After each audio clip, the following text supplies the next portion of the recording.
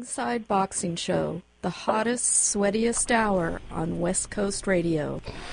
Today's featured guest, Trisha Morrison, has spoken to us a couple of times before, as did her late husband, two-time heavyweight champ Tommy The Duke Morrison, whose career was cut short by what he and his wife always claimed was a false diagnosis of the HIV virus in his blood. Tommy was just 44 when he died. That was September of 2013. Trisha continues her fight to get all the facts out about his life and his death, and she joins us right now from her home in Wichita, Kansas. Trisha, welcome back. Thanks for coming on with us today. How are you? Hi, Dennis. I'm doing good. Thank you very much. Good deal. Well, I want to try to get to the center of this from your perspective right away by asking a question that we probably didn't adequately answer before time ran out on us the last time. What caused Tommy's death? Stuff that hasn't been reported in the media. There's a whole list of medical blunders that occurred. As of December 1, 2011, he had surgery on his chest for an insect bite, which was either a tick or a brown recluse. And from that point onwards, for the next 21 months, it was sheer hell. The surgeon had left 12 foot of surgical gauze in his chest.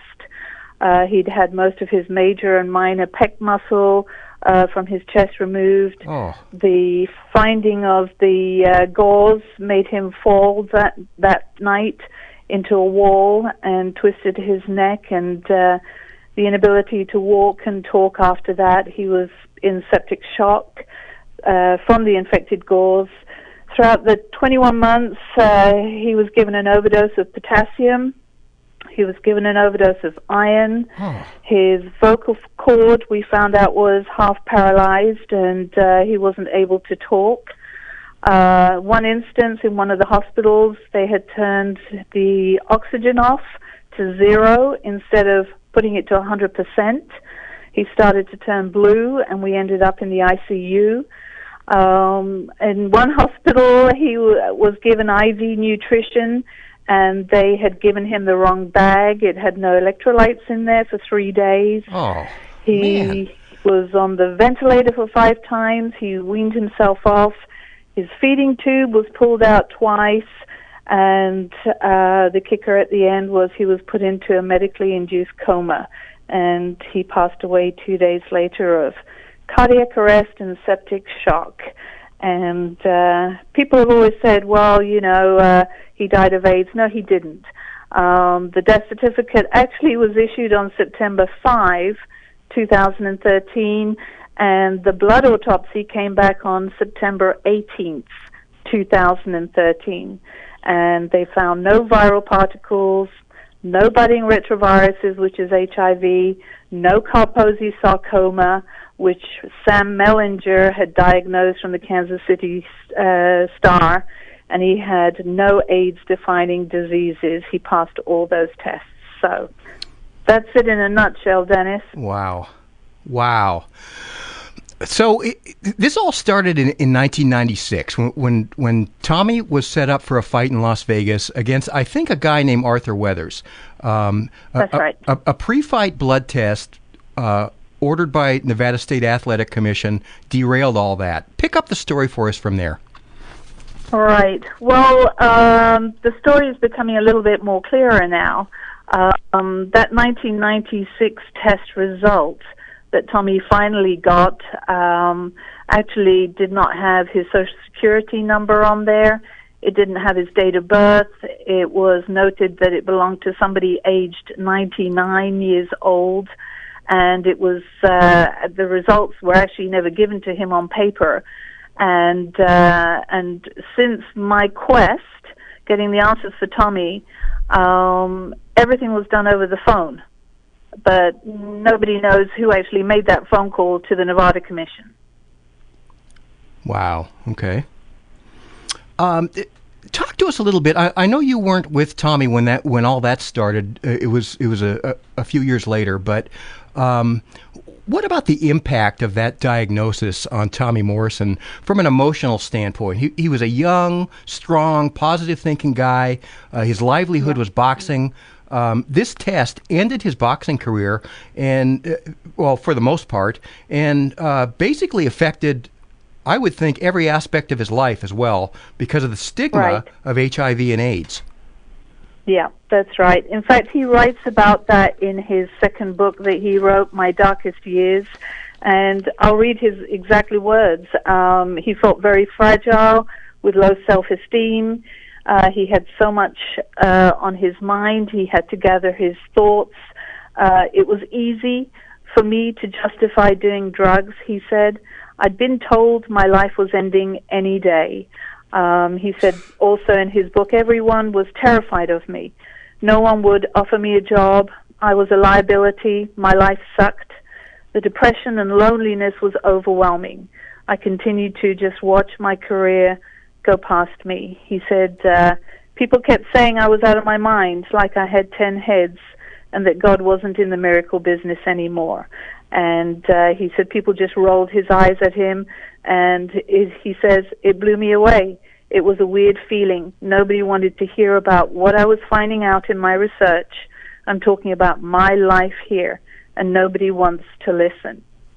So it was a horrific thing. I think it's a horrific thing for anybody that is misdiagnosed with HIV, what they go through. But this, I'm going to just tell Tommy's story only. and they wouldn't even let him work out in a gym most of the time, right? Because that's right. They were afraid they'd get his sweat on him or something. Yep, they said people threatened to cancel their gym memberships if I were allowed to work out in certain gyms. I was often told to leave and go find another gym. People just rolled their eyes at me. It blew me away. So that's what he went through. So we've told this story. Tommy told it once to us, and I had you tell it last time, but I want to tell it again for people who haven't heard it yet. Tommy got the diagnosis. He made the announcement in a press conference. Then he got into his truck and drove to Jay, Oklahoma, where he grew up. And it's a really conservative one-horse town in Oklahoma, small population. He knew everybody in town. Right. And this happened before you met him, but he wrote about it in one of those autobiographies. Tell people what happened to him in February of 1996 when he drove back to Jay, Oklahoma, the day of the press conference. Well, again, I'm going to read Tommy's words because he wrote it. As you said, it's his life, his story. He says, well, I had just done the press conference in Tulsa where I had to say a bunch of right? I did not believe. It's puzzling. I've never felt more healthy in my life. Never had any symptoms whatsoever. I haven't been sick in years. I don't feel sick. I don't look sick. It's puzzling. And then he writes that he drives back to his home in Jay, and he says, drove back to Jay about 1 hour's drive. They had both signs ripped down already. And those signs said that home of the heavyweight champion of the world. Right. Yep. That's right. And he said, in my subconscious mind, I expected it. I used to drive all the way through Jay, and people used to wave at me. From then on, no one waved at me again. Wow, what a world. So when you met him, you were in the corporate world, and you barely knew who Tommy was, and all you knew was that the hotel rooms that you were trying to get were booked up because of some fighter who was in town. Right. You heard when you sat down with him, when you finally met him, you started asking him questions that turned out he couldn't answer because he didn't know how to go about getting those answers, and that all seemed to you like an injustice. So you decided to help him get things clarified, and that's when you started running into one brick wall after another with the Nevada Commission and its ring physician, Dr. Margaret Goodman, and its commissioner, Mark Ratner, and the labs that conducted Tommy's blood tests. Was it your own impression from the very beginning that they focused on circling the wagons rather than providing truthful answers? Well, at the time when Tommy was alive, I just asked the basic questions like anybody else would do. HIV was not in my world, but after meeting Tommy, HIV was a household word, along with coffee and I love you.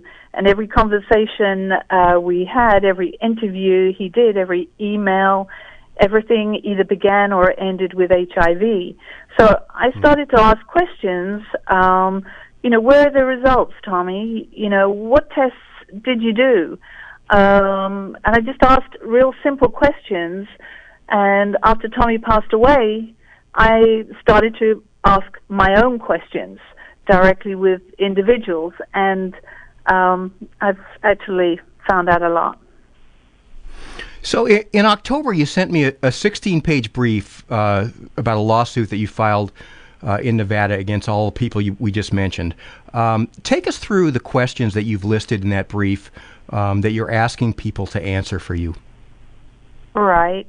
Well, I didn't know who is responsible. I simply sent out some nice emails to certain individuals trying to follow up on getting answers for Tommy, and I don't know, I just kept on getting stonewalled, and I didn't know who was responsible or if anybody was responsible.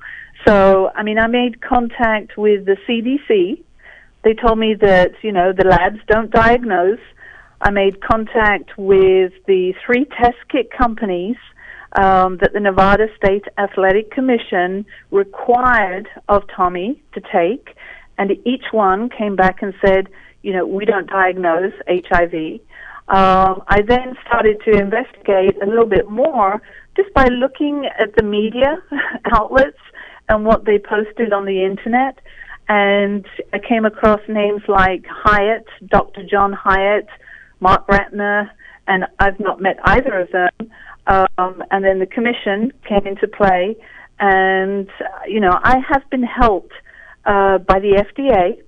And so the questions that I was simply asking is that if I were to go and get a boxing license today, just like Tommy went to get a boxing license in 1996, what do you require to show whether somebody has the virus in you or not before you can get in the ring?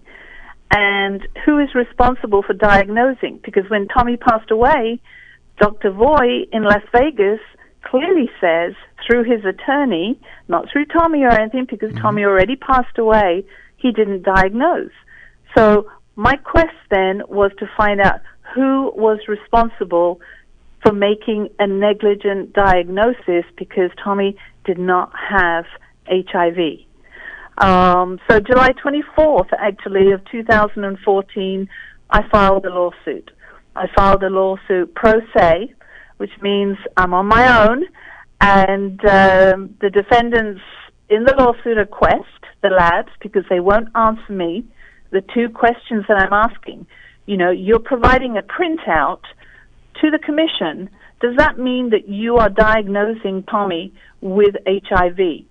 And secondly, we all know from media reporting and what Tony Holden has reported, who was one of Tommy's promoters, is that he was told by a third party, Mark Ratner, ringside 2 hours before the fight, without Tommy, that Tommy was not going to be able to fight. And so from that moment onwards, that's when he got diagnosed with HIV in Vegas and kicked out. So the defendants are Quest Diagnostics. I want to know some answers. Mark Ratner, if you're listening, Mark, Tommy liked you very much. But you cannot arrange for a secret meeting ringside to deliver personal health information on Tommy without Tommy being there. You just can't do that. In fact, you can't deliver any diagnosis